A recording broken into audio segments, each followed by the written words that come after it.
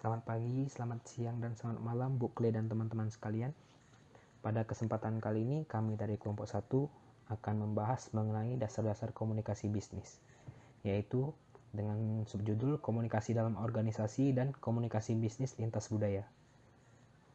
Adapun dari kelompok 1 ini yang beranggotakan yang pertama Silverio Aji Anjasmoro dengan NIM 182114123. Kemudian yang kedua, Isidora Wilona Listia Hanjani dengan NIM 192114048. Kemudian yang ketiga, Teresia Larissa Pratiwi dengan NIM 192114062. Yang keempat, Calvin Marsendo dengan NIM 192114078. Dan yang kelima, Feni Angelina Halim 192114081. Dan yang terakhir yaitu Fredericus Chopin dengan NIM 192114114.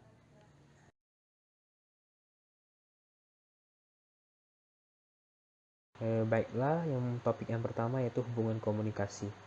Di dalam suatu organisasi, baik itu berskala kecil, menengah, maupun yang besar, tentunya tidak terlepas dari yang namanya komunikasi. Hubungan komunikasi yang terjalin baik antar sesama manajer atau sesama karyawan, bahkan antar keduanya, itu akan berdampak baik bagi perusahaan, serta merupakan satu kunci keberhasilan dalam mengembangkan atau mencapai tujuan organisasi yang ditetapkan. Di dalam komunikasi ada peran yang cukup penting, yaitu peran manajerial. Baiklah, di sini saya akan lanjutkan mengenai peran manajerial. Nah, peran manajerial ini adalah peran paling penting dalam pengembangan organisasi ke depannya. Peran manajerial ini juga dibagi menjadi 3 kategori, yaitu peran antar pribadi, peran informasional, dan peran keputusan. Melalui peran-peran ini, manajer harus mampu dan dapat mengontrol terjalannya komunikasi, baik itu mengenai ide, gagasan, atau informasi kepada orang-orang dalam organisasi. Nah, bahas yang pertama yaitu peran antar pribadi. Peran antar pribadi ini akan menunjukkan bahwa seorang manajer harus mampu memerankan dirinya sebagai seorang tokoh figur, pemimpin, dan penghubung dalam suatu organisasi. Maksud dari sebagai tokoh figur ini, manajer dapat berperan sebagai perwakilan yang lebih paham atau lebih dituakan dalam suatu organisasi. Contoh kecilnya yaitu seperti memberi informasi atau pesan-pesan bisnis organisasi dengan baik kepada karyawan. Nah, sehingga pesan yang diterima nanti dapat efektif dan mudah dipahami. Selain sebagai tokoh figur, manajer juga harus mampu dalam memimpin, mengendalikan, serta memberikan motivasi kepada karyawannya dalam suatu organisasi bisnis ataupun non-bisnis. Selepas itu, manajer juga harus bisa menjadi penghubung antara orang-orang yang berada di luar organisasi atau pihak eksternal seperti pemasok atau pelanggan, masyarakat, dan pemerintah. Kemudian yang kedua yaitu peran informasional. Peran informasional ini mencakup peran pemantauan, peran penyebar informasi, dan peran juru bicara. Peran pemantauan berarti seorang manajer harus mampu mengawasi bawahannya termasuk para karyawan agar pekerjaan mereka sesuai dengan rencana yang telah ditetapkan organisasi. Selanjutnya yaitu peran penyebar informasi. Ini manajer melakukan kegiatan menyebarluaskan atau menyampaikan informasi secara menyeluruh kepada para karyawannya agar mereka dapat memahami dengan baik berbagai kebijakan organisasi tersebut. Kemudian peran juru bicara. Nah, manajer harus dapat menjadi pembicara yang baik. Contoh kecilnya yaitu dalam menyampaikan informasi terkait dengan tujuan organisasi atau ide pengembangan organisasi, termasuk contohnya yaitu kebijakan penambahan karyawan baru, kebijakan peluncuran produk baru, dan lainnya. Kemudian yang ketiga yaitu peran keputusan. Peran keputusan ini juga mencakup 4 peran penting, yaitu peran wirausaha, peran pemecah masalah, peran pengalokasian sumber daya, dan peran negosiator. Jika manajer dalam peran wirausaha, artinya seorang manajer tentunya harus memerankan dirinya sebagai wirausaha yang jujur, dinamis, ulet, kreatif, inovatif, responsif, bertanggung jawab, berani mengambil resiko, dan berwawasan luas. Nah, selanjutnya manajer sebagai pemecah masalah berarti manajer harus memiliki kemampuan mengambil keputusan atau decision making yang tepat dalam suatu organisasi. Kemudian manajer berperan sebagai pengalokasian sumber daya, yaitu manajer harus mampu memaksimalkan sumber daya yang dimiliki organisasi agar dalam pengelolaannya juga dapat berjalan dengan baik. Nah, yang terakhir yaitu peran negosiator. Manajer harus bisa dalam berorganisasi dengan baik tentunya. Contoh kecilnya itu misalnya ada suatu hubungan kerjasama atau proyek yang ditawarkan oleh pihak luar, pastinya banyak hal yang harus diperhatikan untuk mendapatkan hasil yang maksimal. Nah, maka dari itu manajer harus berfungsi sebagai negosiator yang handal. Selanjutnya yaitu kegiatan pertukaran informasi. Ada beberapa kegiatan organisasi yang berkaitan dengan pertukaran informasi, yaitu sebagai berikut. Yang pertama yaitu menetapkan tujuan. Tujuan organisasi dapat didefinisikan dalam arti keuangan atau finansial, mutu produk, penguasaan pasar, kepuasan karyawan, atau memberikan pelayanan bagi pelanggan. Sehubungan dengan itu, tentunya diperlukan pertukaran informasi atau komunikasi antar unit-unit yang ada di dalam organisasi. Kemudian yang kedua, membuat dan melaksanakan keputusan. Setelah menetapkan tujuan, pastinya harus dilakukan pengambilan keputusan. Dalam pengambilan keputusan juga tidak sembarangan, yaitu harus mempunyai bukti atau fakta yang kuat serta mendukung tujuan organisasi tersebut. Yang ketiga, mengukur prestasi kerja. Ada beberapa faktor yang harus diperhatikan dalam mengukur prestasi kerja, yaitu termasuk biaya, penjualan, pangsa pasar, produktivitas, tingkat perputaran karyawan, dan tingkat persediaan yang ada. Kemudian yang keempat, merekrut dan mengembangkan staf. Organisasi tentu akan mengumumkan secara terbuka terkait melakukan wawancara dan perekrutan karyawan baru. Sebagai karyawan baru juga pastinya akan dikenalkan dengan orang-orang dalam perusahaan dan mendapatkan feedback sampai dengan bentuk penghargaan atau tanggung jawab yang lebih tinggi. Kemudian yang kelima yaitu pelayanan pelanggan. Pihak atau orang-orang yang ada di organisasi pastinya akan melakukan komunikasi dengan para pelanggan, baik itu bersifat formal ataupun non-formal. Komunikasi penting di kegiatan ini misalnya seperti pengecekan tagihan atau menjawab telepon pelanggan ataupun masalah-masalah berupa pengaduan kepada organisasi. Kemudian yang keenam, negosiasi dengan pemasok. Nah, untuk mendapatkan harga produk yang berkualitas dan terjangkau ataupun pemberian pinjaman tentunya diperlukan negosiasi yang baik. Maka dari itu, komunikasi sangat diperlukan oleh manajemen perusahaan atau orang dalam organisasi tersebut. Yang ketujuh yaitu memproduksi produk. Nah, tentunya dalam memproduksi produk, apalagi produk baru, pasti akan ada komunikasi atau kesepakatan antara pihak-pihak yang ada di organisasi. Contoh dalam organisasi seperti bagian desain akan mempresentasikan hasil produk barunya dan tentunya diperlukan persetujuan atau komunikasi antar karyawan atau manajer dan bagian lainnya. Nah, contoh lainnya lagi yaitu seperti bagian pemasaran, tentunya harus pandai dalam memasarkan produk itu secara baik agar menarik perhatian dari pelanggan. Oleh karena itu harus diperlukan yang namanya komunikasi. Kemudian yang terakhir yaitu berinteraksi dengan peraturan yang ada. Nah, jika di poin ini hubungan komunikasi lebih kepada antara organisasi atau perusahaan kepada pemerintah. Organisasi harus sebisa mungkin menaati aturan yang dibuat oleh pemerintah dan sebaliknya. Pemerintah harus membuat peraturan terkait perlindungan hak organisasi. Oke, topik selanjutnya yaitu pola komunikasi. Nah, meskipun dalam organisasi membutuhkan yang namanya komunikasi agar dapat mencapai tujuan organisasi, ternyata dalam komunikasi terdapat polanya. Nah, adapun pola komunikasi dibagi menjadi dua, yaitu saluran komunikasi formal dan saluran komunikasi non formal. Baiklah, di sini saya akan menjelaskan mengenai saluran komunikasi formal terlebih dahulu. Nah, dalam kaitannya dengan proses penyampaian informasi dari manajer ke bawahannya, pola transformasi informasi dapat dibedakan lagi menjadi 4, yaitu komunikasi dari atas ke bawah, dari bawah ke atas, kemudian horizontal, dan juga diagonal. Nah, yang pertama yaitu komunikasi dari atas ke bawah. Ini biasanya terjadi antara jalur atas, yaitu manajer, dan juga bawah, yaitu sebagai karyawan. Nah, biasanya ini berupa penyampaian informasi, mengarahkan, mengkoordinasikan, memotivasi, memimpin, dan mengendalikan berbagai kegiatan yang ada di bawah. Komunikasi ini dapat berbentuk lisan, misalnya diskusi kelompok atau pertemuan singkat, maupun secara tertulis, yaitu misalnya memo, surat perintah, dan surat keputusan. Kemudian yang kedua dari komunikasi dari bawah ke atas. Ya, ini kebalikan dari komunikasi sebelumnya. Ini terjadi antara karyawan yang berada di jalur bawah kepada atasannya, yaitu manajer. Nah, biasanya berupa penyampaian ide atau gagasan ataupun informasi yang dapat dijadikan sebagai pengambilan keputusan oleh manajer nantinya. Dalam komunikasi bawah ke atas diperlukan kepercayaan yang tinggi. Karena informasi yang tidak dilandasi oleh kepercayaan yang tinggi, maka nanti manajer pasti akan muncul rasa curiga dan tidak maksimal dalam menerima informasi tersebut. Kemudian kita lanjut dengan komunikasi horizontal. Komunikasi yang ini sering disebut juga sebagai komunikasi lateral.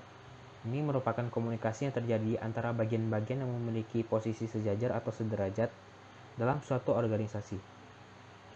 Komunikasi ini menjadi penting apabila misalnya dalam suatu organisasi, dalam setiap bagian-bagian departemen memiliki tingkat saling ketergantungan yang cukup besar. Misalnya pada bagian pemasaran dan promosi. Kemudian yang keempat yaitu komunikasi diagonal. Nah, komunikasi diagonal ini sedikit beda dari komunikasi sebelumnya. Karena komunikasi ini dapat melibatkan antara dua tingkat departemen atau posisi yang berbeda. Contohnya adalah komunikasi formal antara manajer pemasaran dengan bagian pabrik, antara manajer produksi ke bagian akuntansi. Maka dari itu, bentuk komunikasi ini sedikit berbeda, tetapi memang komunikasi ini dapat menghasilkan informasi yang lebih cepat karena penyebaran informasinya itu bisa terjadi antara manajer bagian tertentu dengan bagian tertentu. Kemudian, topik selanjutnya yaitu keterbatasan komunikasi formal.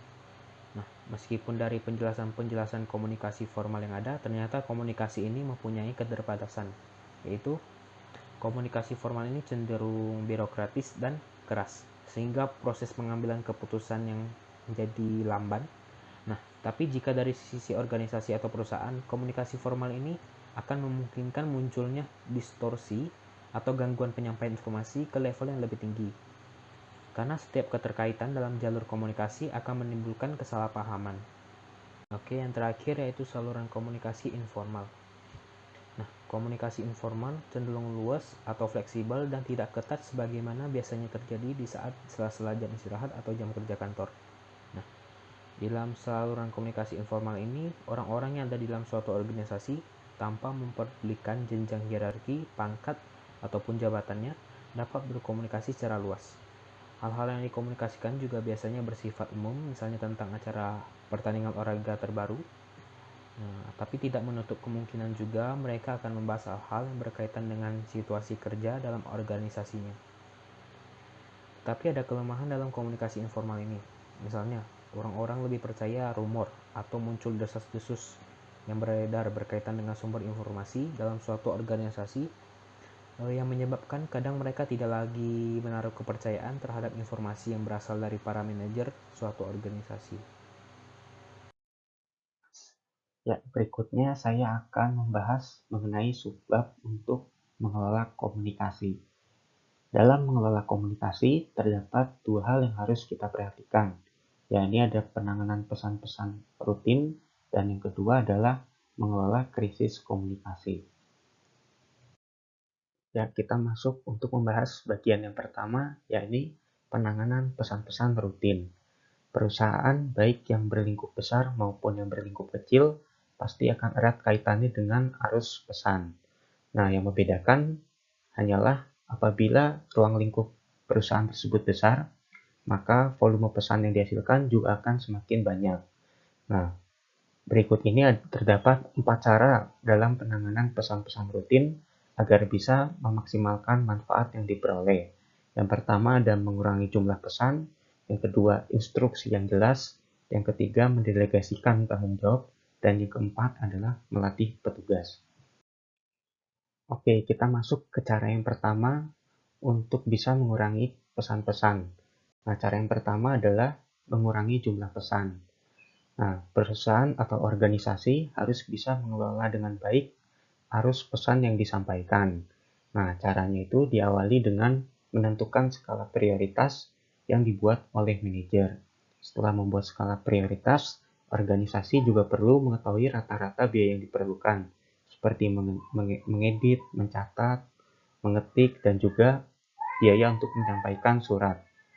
Kemudian, setelah itu, kita bisa mengetahui apabila suatu pesan perlu diberikan secara tertulis, maka surat adalah investasi yang baik dan berharga. Tetapi apabila informasi yang diberikan hanya akan menambah beban informasi, maka pesan ini bisa disampaikan secara lisan. baik dengan tatap muka ataupun telepon. Oke, baik. Berikutnya adalah langkah kedua yang bisa kita gunakan untuk mengurangi pesan-pesan rutin, yaitu dengan instruksi yang jelas. Oke, seorang manajer itu mempunyai tanggung jawab untuk membuat setiap orang agar bisa mengetahui apa yang harus dilakukan.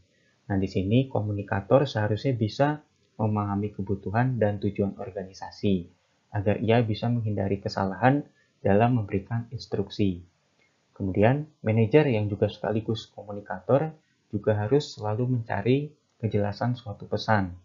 Nah, hal ini dikarenakan kebutuhan perusahaan yang selalu berkembang dan secara dinamis mempengaruhi arti setiap pesan. Selain itu, manajer juga harus berkomunikasi dengan stafnya agar selalu bisa menjaga hubungan dan bisa memberikan feedback terhadap perkembangan suatu pesan. Baik, kemudian cara yang ketiga adalah dengan mendelegasikan tanggung jawab. Nah, di sini tujuan organisasi akan tercapai apabila manajer percaya bahwa orang lain bisa menyelesaikan pekerjaan yang diberikan kepada mereka. Nah, terutama dalam hal komunikasi, manajer juga harus bisa mendelegasikan pekerjaan komunikasi kepada orang lain. Nah, di sini apabila seorang manajer itu bersikeras untuk menyelesaikan semua pesan dengan caranya sendiri, maka tentunya ini akan merepotkan semua pihak dalam suatu organisasi. Ya, kemudian cara terakhir yang bisa kita lakukan untuk mengurangi pesan-pesan rutin adalah dengan melatih petugas. Nah, di sini suatu organisasi itu disarankan untuk menyelenggarakan pelatihan keterampilan berkomunikasi, terutama bagi yang pekerjaannya erat dengan masalah komunikasi. Dengan ini harapannya karyawan bisa memperlancar kemampuan bahasa dan presentasi agar komunikasi bisa terjalin dengan baik dan lancar. Oke, berikutnya kita masuk ke bagian yang kedua, yaitu menangani krisis komunikasi. Nah, di sini krisis komunikasi akan muncul apabila semakin tinggi tingkat risiko yang dihadapi, maka nantinya tingkat keterampilan yang dibutuhkan juga akan semakin tinggi. Nah, contoh untuk krisis komunikasi di sini saya akan mengambil cuplikan kasus dari halaman 58 khususnya untuk cuplikan kasus yang pertama. Nah, di sini perusahaan jamu PT Utama itu memproduksi obat pegalinu dalam berbagai macam bentuk. Ya, ini ada yang tablet, kaplet, dan juga dan kapsul. Kemudian ada berita bahwa seorang wanita dikabarkan meninggal setelah meminum obat pegalinu tersebut. Nah, setelah diselidiki oleh aparat keamanan dan dinas kesehatan hingga ke dalam pemeriksaan laboratorium, obat tersebut dikatakan mengandung bahan kimia berbahaya dan menjadi penyebab utama kematian seorang wanita tersebut.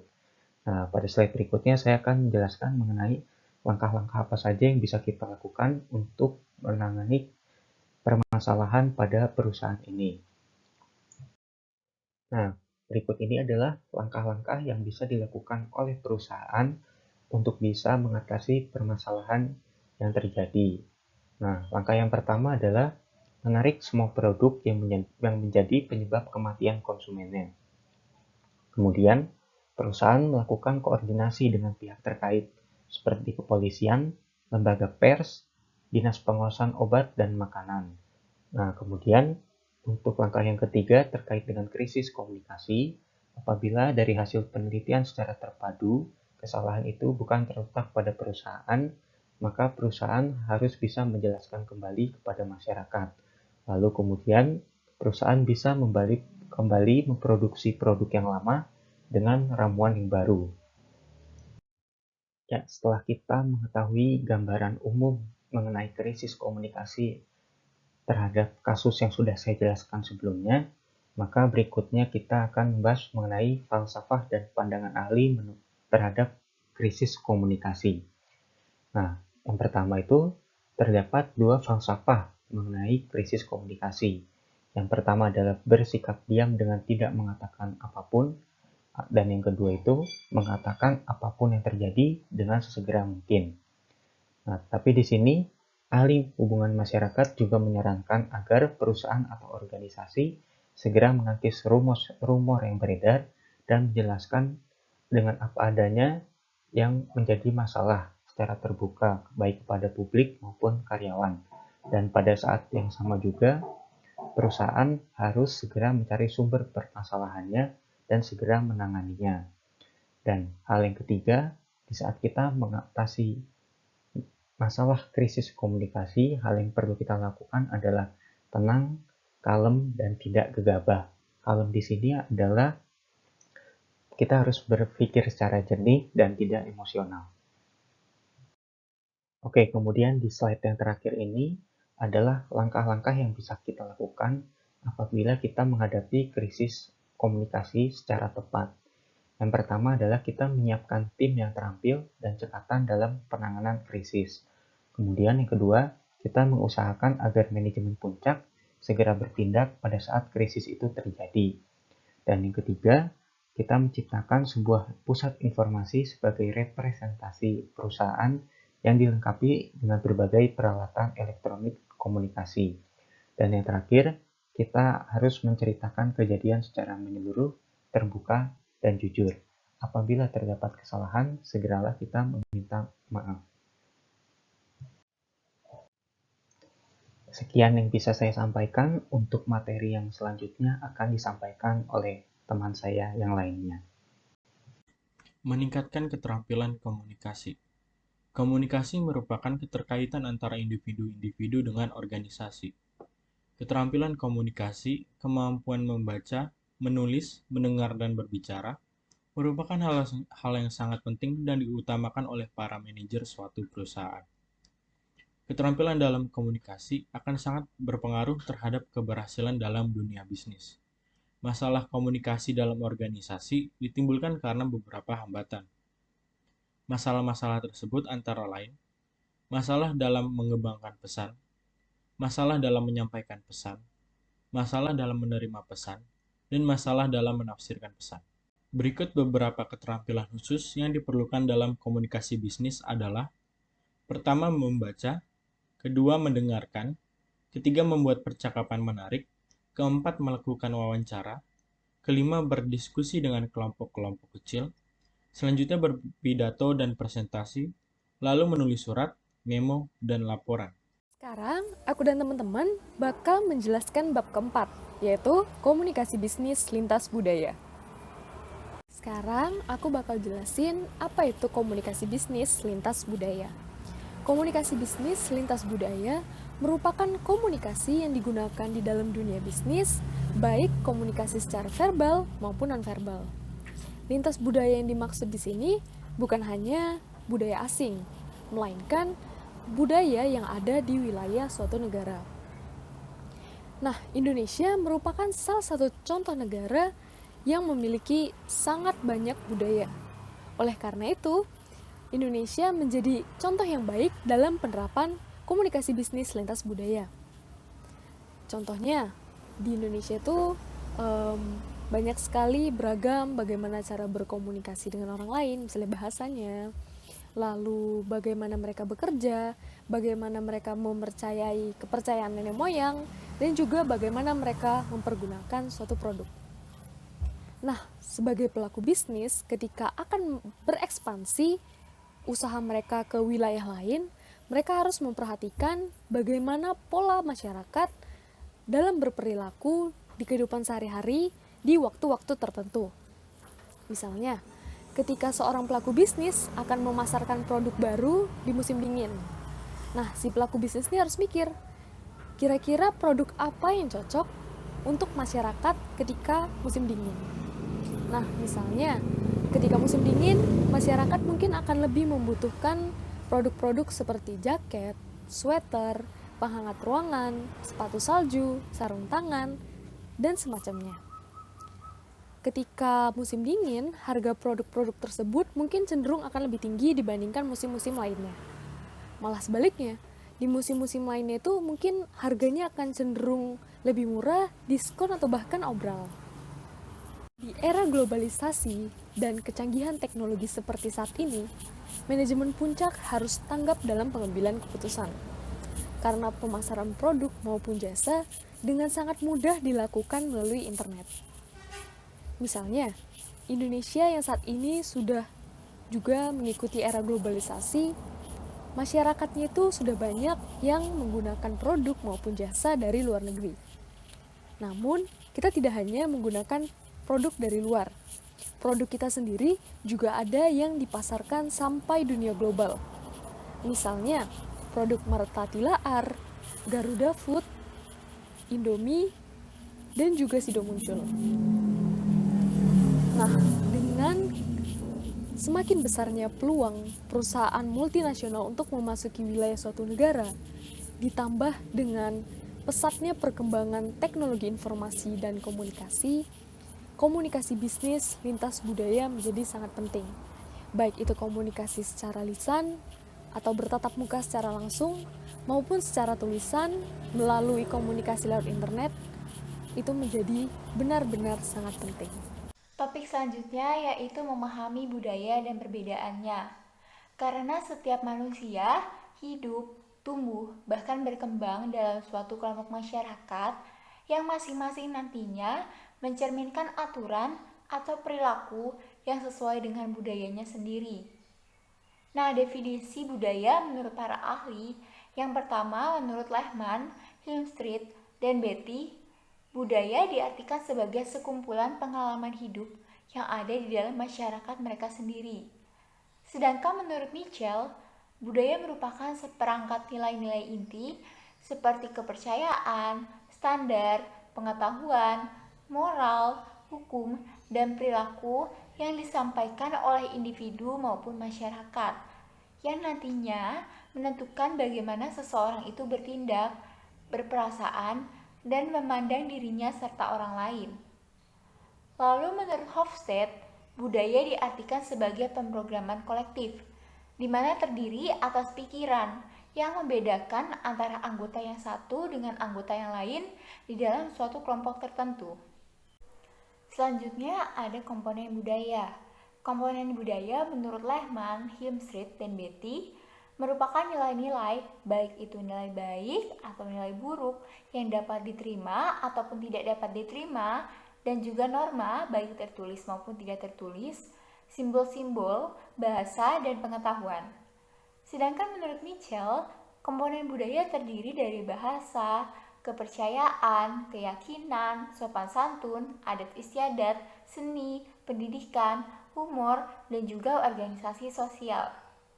Pada kesempatan kali ini, kami akan berfokus pada komponen budaya menurut Kateora, yang terdiri dari budaya material, lembaga sosial, sistem kepercayaan, estetika, dan juga bahasa. Komponen budaya yang pertama yaitu budaya material, yang dibedakan menjadi dua bagian. Bagian pertama yaitu teknologi. Teknologi merupakan suatu teknik untuk mengubah bahan baku atau material menjadi suatu produk yang berguna di masyarakat. Sedangkan bagian kedua yaitu ekonomi, di mana merupakan cara orang untuk menggunakan segala kemampuannya untuk menghasilkan sesuatu yang bermanfaat bagi dirinya sendiri maupun orang lain. Contoh dari budaya material yaitu memproduksi barang dan jasa, distribusi, konsumsi, cara pertukaran, sampai dengan memperoleh penghasilan itu sendiri. Komponen budaya yang kedua adalah organisasi sosial dan pendidikan. Adalah suatu lembaga yang berkaitan dengan cara seseorang untuk berhubungan dengan orang lain, mengorganisasikan, dan mengajar perilaku yang dapat diterima oleh generasi lain. Komponen budaya yang ketiga yaitu sistem kepercayaan atau keyakinan. Dimaksudkan di sini sistem kepercayaan atau keyakinan yang dianut di suatu masyarakat akan berpengaruh pada suatu sistem nilai yang ada dan juga kebiasaan mereka nantinya. Komponen budaya yang keempat yaitu estetika, di mana berkaitan dengan seni, dongeng, hikayat, musik, drama, serta tari-tarian yang perlu dipahami dengan benar agar pesan yang ingin disampaikan dapat mencapai sasaran secara lebih efektif. Sedangkan komponen budaya yang kelima yaitu bahasa, di mana merupakan cara yang digunakan seseorang untuk mengungkapkan sesuatu melalui simbol-simbol tertentu kepada orang lain. Bahasa merupakan salah satu hal yang sulit dipahami dalam komponen budaya, sehingga memerlukan ketekunan, kesabaran, serta latihan yang cukup dalam pemahamannya. Selanjutnya, tingkatan budaya. Menurut Murphy dan Hildebrand, dibagi menjadi 3 tingkatan. Tingkatan yang pertama yaitu formal. Budaya pada tingkatan ini merupakan sebuah tradisi atau kebiasaan yang dilakukan oleh masyarakat dari satu masyarakat ke masyarakat lain secara lebih turun-temurun sehingga memiliki sifat formal maupun resmi karena lebih terstruktur. Pembelajaran dalam budaya ini mencakup pembelajaran pola perilakunya. Bisa kita ambil contoh, yaitu di Indonesia, umumnya kendaraan menggunakan lajur sebelah kiri kecuali pada saat mendahului. Sedangkan di Amerika, kendaraan umumnya menggunakan lajur sebelah kanan. Maka terdapat perbedaan di bagian ini dan sudah menjadi suatu budaya yang formal. Tingkatan yang kedua yaitu tingkat informal, di mana budaya lebih banyak diteruskan dari masyarakat ke generasi berikutnya melalui apa yang mereka lihat, dengar, pakai, dan juga lakukan tanpa diketahui alasannya. Bisa kita ambil contoh, yaitu ketika kita mendapat undangan rapat pada pukul 9.00 WIB esok hari. Maka esok hari kita akan datang sekitar pukul 8.30 untuk standby di ruangan tersebut.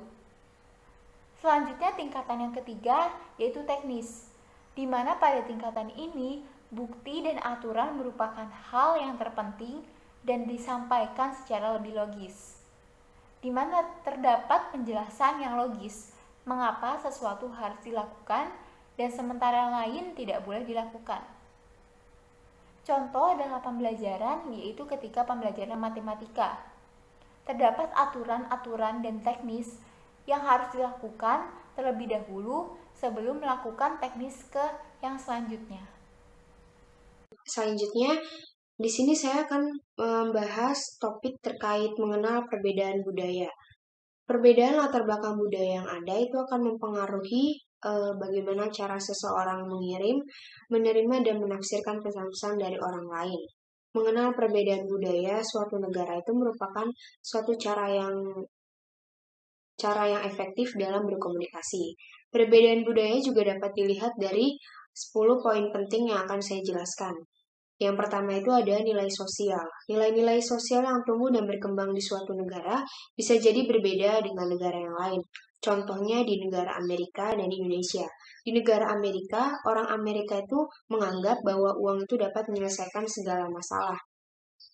Serta kekayaan yang diperoleh itu merupakan bentuk usaha sendiri dan menunjukkan bahwa mereka adalah orang yang bekerja keras dan menunjukkan sinyal superioritas.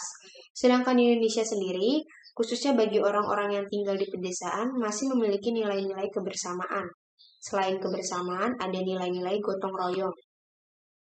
Lalu, beda halnya dengan di daerah perkotaan. Kalau di daerah perkotaan, nilai-nilai gotong royong sudah mulai pudar dan digantikan dengan nilai-nilai individualistis atau sikap individualistis yang tinggi. Lalu, poin yang kedua itu ada peran dan status. Budaya menuntun peran yang akan dimainkan seseorang, termasuk siapa yang berkomunikasi dengan siapa, apa yang dikomunikasikan, dan bagaimana cara mereka berkomunikasi. Contohnya, di negara maju seperti Amerika Serikat dan Eropa, peran wanita di dunia bisnis itu cukup tinggi, sehingga tidak heran jika wanita atau para wanita di dunia bisnis itu mendapatkan jabatan atau menduduki posisi-posisi penting dalam suatu perusahaan bisnis. Berbeda halnya jika di negara berkembang, yaitu peran wanita dalam dunia bisnis itu masih relatif lemah. Dan di dalam konsep status, cara pandang antar negara yang satu juga berbeda dengan negara yang lain. Contohnya, di Amerika Serikat, status para eksekutif itu dilihat dari simbol-simbol materialistik. Sedangkan di Indonesia itu dilihat dari penataan ruang kerja yang terkesan elegan, glamor, dan seberapa mewah jenis kendaraan yang digunakan. Lalu yang ketiga ada pengambilan keputusan. Proses pengambilan keputusan yang dilakukan oleh para manajemen puncak itu antara negara yang satu dengan negara yang lain juga berbeda. Ada yang cepat dan ada juga yang lambat. Contohnya yang di negara Amerika Serikat, para eksekutifnya itu berupaya cepat dan efisien, seefisien mungkin dalam pengambilan keputusan untuk keputusan penting. Dan beda halnya jika di negara Jepang. Kalau di negara Jepang, proses pengambilan keputusannya itu relatif lambat dan juga terkesan bertele-tele. Lalu poin yang keempat itu ada konsep waktu. Penilaian terhadap waktu antara negara yang satu dengan negara yang lain itu berbeda. Ada yang ketat dan ada juga yang fleksibel atau luas. Contohnya itu di negara maju. Terdapat para eksekutif di negara Amerika Serikat yang membuat rencana bisnis secara efisien dan secara cepat. Mereka lebih memusatkan perhatian pada tugas tertentu karena bagi mereka waktu itu sangatlah berharga. Berbeda halnya di negara Asia yang memandang waktu itu relatif fleksibel atau luas, sehingga mereka lebih memusatkan dalam menciptakan dasar-dasar hubungan bisnis dibandingkan dengan menyelesaikan suatu pekerjaan. Poin yang kelima itu ada konsep jarak komunikasi. Dalam masalah waktu, menjaga jarak komunikasi itu berbeda untuk budaya yang berbeda.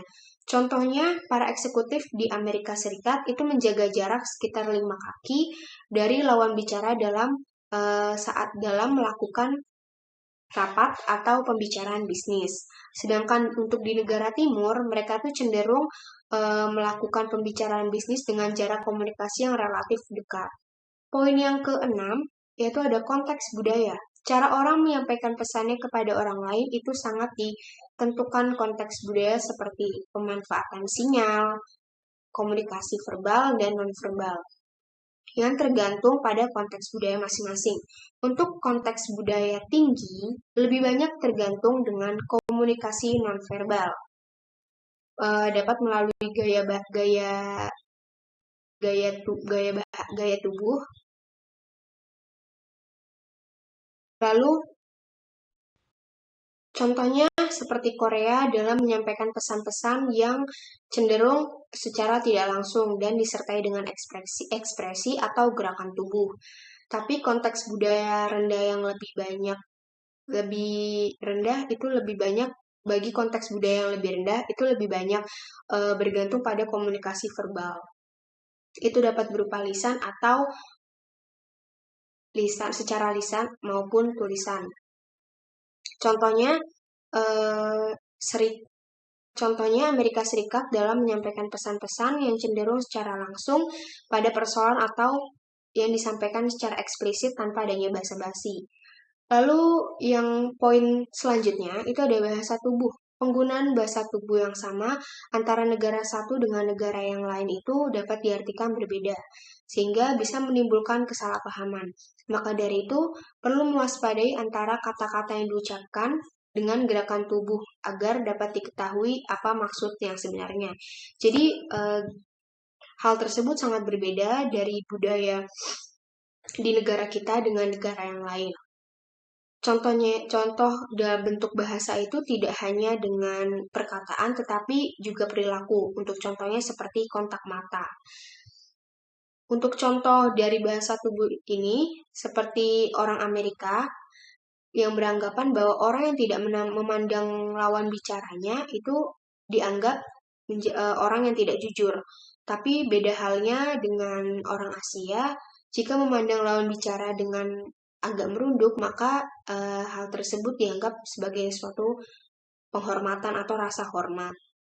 Poin yang selanjutnya ada perilaku sosial. Perilaku sosial antara negara yang satu dengan yang lain itu bisa menjadi penghambat komunikasi. Contohnya, di negara Arab memiliki aturan bahwa dalam memberikan hadiah kepada istri orang lain dianggap suatu tindakan yang tidak sopan atau perilaku yang tidak sopan. Selanjutnya ada perilaku etis. Perilaku etis dan tidak etis antar negara yang satu dengan negara yang lain pun berbeda.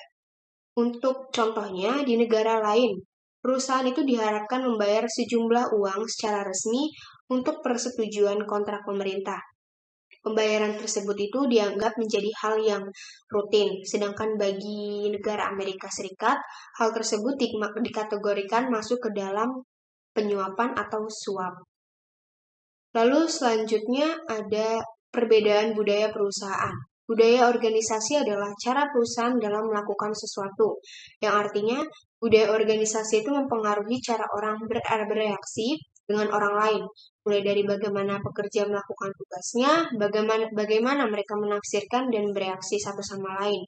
Untuk contohnya, banyak perusahaan di Amerika Serikat mencoba untuk membuat aliansi strategis dengan perusahaan asing, tetapi hal tersebut gagal karena adanya pertentangan antara budaya perusahaan yang satu dengan perusahaan yang lainnya. Selanjutnya, subbab terkait komunikasi dengan orang berbudaya asing. Ada topik yang pertama yaitu belajar tentang budaya. Ketika kita ingin menjalankan suatu bisnis di luar negeri atau memiliki plan akan memiliki bisnis di luar negeri, menjalankan bisnis di luar negeri, maka masing-masing kita individu harus sedikit mengenal atau belajar budaya maupun adat istiadat yang berlaku di negara tersebut. Nah, itu ada beberapa cara, tapi cara yang paling efektif itu adalah dengan praktek. Dan praktek ini sebagai cara yang alternatif dalam meningkatkan kemampuan komunikasi. Selain itu, dapat juga kita belajar bahasa, membaca buku, dan artikel tentang budaya tersebut. Selain dengan praktek, lalu ada dasar-dasar yang seperti belajar bahasa, membaca buku, dan artikel terkait budaya tersebut, budaya di negara tersebut. Ada beberapa hal yang perlu diperhatikan dalam melakukan perjalanan bisnis ke negara lain. Yaitu yang pertama, kita harus memperhatikan adat istiadat masyarakat di negara tersebut. Lalu konsep waktu, ketiga pakaian dan makanan, 4 politik, kelima perbedaan satuan kerja, keenam agama dan kepercayaan, ketujuh lembaga ekonomi dan bisnis, dan yang terakhir etika, nilai, dan hukum. Topik yang selanjutnya yaitu mengembangkan keterampilan komunikasi lintas budaya. Hal tersebut itu sebenarnya dapat dilakukan atau dapat dipelajari seperti dengan membaca atau membaca artikel budaya di negara tersebut. Tetapi ada beberapa 2 poin penting atau 2 hal penting yang perlu kita ketahui. Yang pertama itu kita tidak boleh terlalu yakin bahwa seseorang itu akan memahami budaya orang lain secara utuh. Lalu yang kedua, kita tidak boleh terbawa kepada pola generalisasi terhadap perilaku seseorang dari budaya yang berbeda. Selanjutnya ada topik terkait negosiasi lintas budaya. Orang yang berasal dari budaya yang berbeda itu sering kali mempunyai pendekatan negosiasi yang berbeda. Contohnya itu negosiator di Amerika Serikat cenderung lebih impersonal dalam melakukan negosiasi karena melihat dari tujuan sudut pandang ekonomi dan juga rasa kepercayaan. Sekian presentasi dari kelompok 1 terkait bab 3 dan bab 4. Mohon maaf jika ada kekurangan informasi atau kesalahan kata. Terima kasih.